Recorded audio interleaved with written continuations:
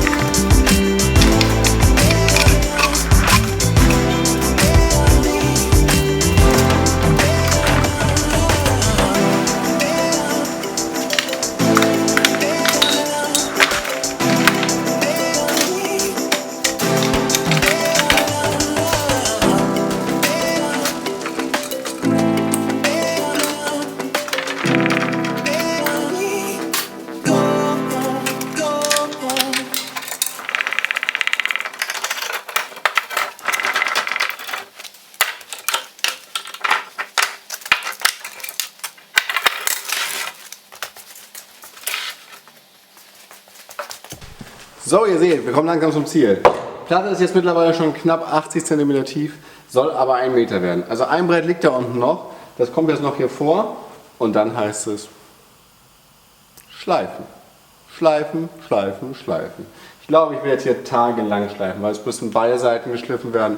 Weil du willst ja auch unten, wenn meine Frau an ihrem Schreibtisch sitzt und auch ich, du willst ja auch unten nicht deine Hose aufreißen an irgendwelchen groben Kanten und groben Flächen. Also heißt es wirklich Schleifen, Schleifen, Schleifen. Ich werde erst dann wahrscheinlich mit einem Bandschleifer anfangen, dann immer mit feinerem Papier bis, keine Ahnung, bis es mir gefällt, sagen wir mal so.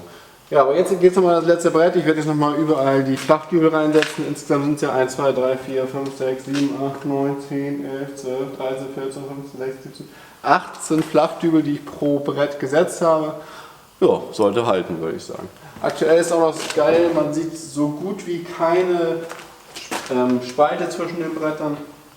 Ich habe es jetzt ja so gemacht, dass ich immer ein Brett davor gesetzt habe. Somit konnte ich das nächste Brett immer ordentlich mit den Zwingen ranziehen. Es gibt echt keine Spalte. Gut gemacht, so würde ich sagen.